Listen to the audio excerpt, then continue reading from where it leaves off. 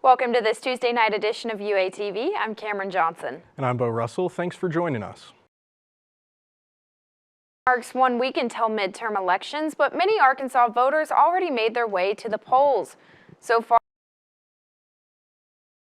the trial for Arkansas's ban on gender-affirming care began yesterday in Little Rock and expects to last 2 weeks. The SAFE Act bans gender-affirming medical treatments and hormone therapies for youth in Arkansas. JJ's Live Taylor's version takes place this Friday.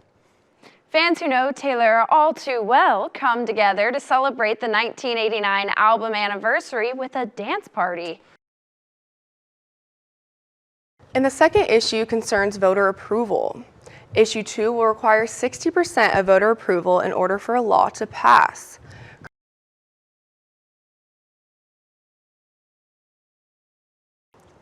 The Supreme Court of the United States dealt with 2 cases concerning affirmative action in colleges.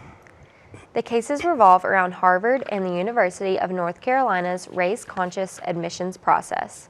A decision against affirmative action would overturn their 2016 ruling on the matter. And among the many issues on the ballot, Arkansas voters will also decide on a new governor. This year, Governor Hutchinson's term reached its limit.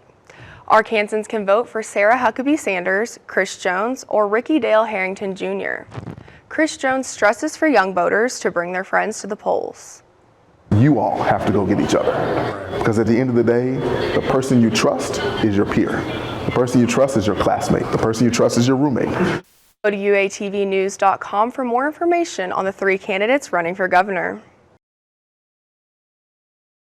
Police department is now letting people pay their bonds off by bringing in Christmas toys. People with an active nonviolent misdemeanors can turn themselves in and pay the bond with 2 toys. Donations will go to the Northwest Arkansas Children's Center. People may bring donations to the Centerton Police Department until December 21st. In honor of their We the People exhibit, Crystal Bridges will host former Senator and First Lady Hillary Clinton. Clinton will speak about the Constitution alongside the University of Arkansas's own Dr. Angie Maxwell.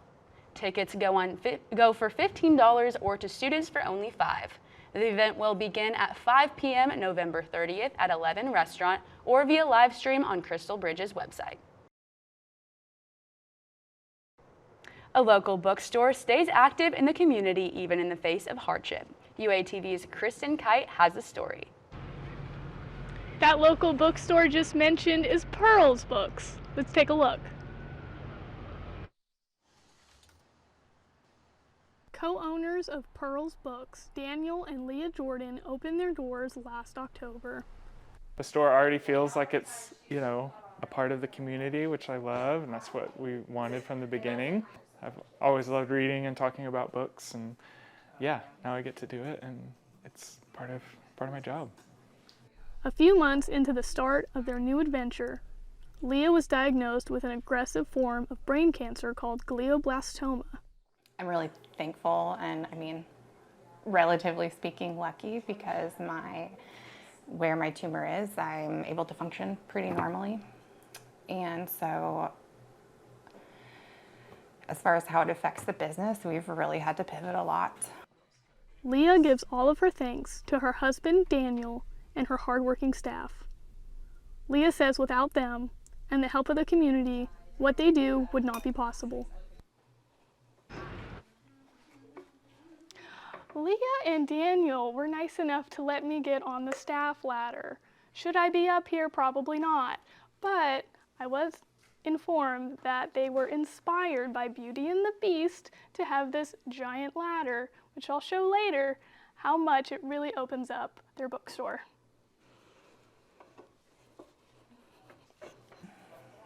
I'm really proud of this store, and I am learning to be hopeful in a new kind of way. The Jordans currently donate 10% of their proceeds to Hope Cancer Resources in Springdale. Kindness goes a long way, warmth goes a long way, and that's something that we try to do as a store.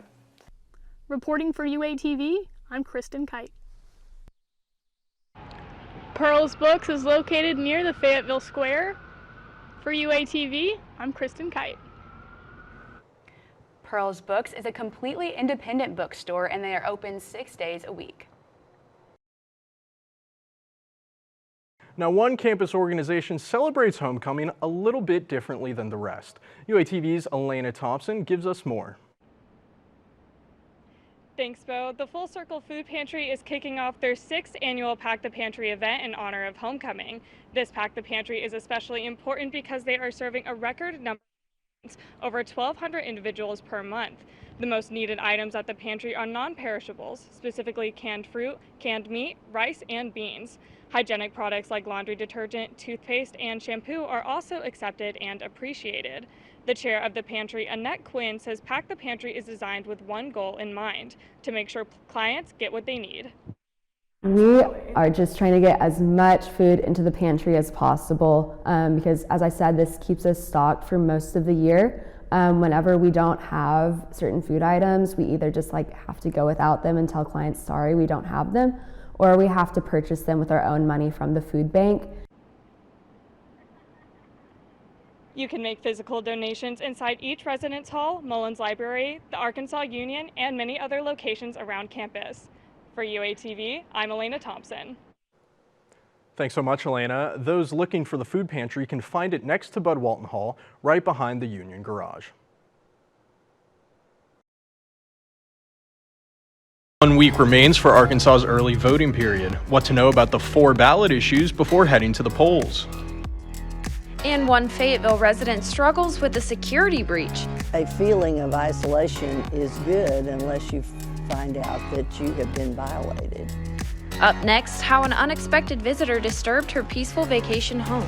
Most people see a doctor for help, not harm. How a pathologist's negligence cost a large sum of money and a patient's life. Coming up on UATV. Coming up, find out what the university is doing to celebrate fall.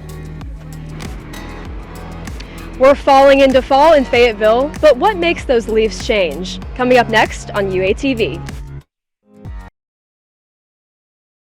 UATV, I'm Autumn Klein. And I'm Shelby Mills. Thanks for joining us.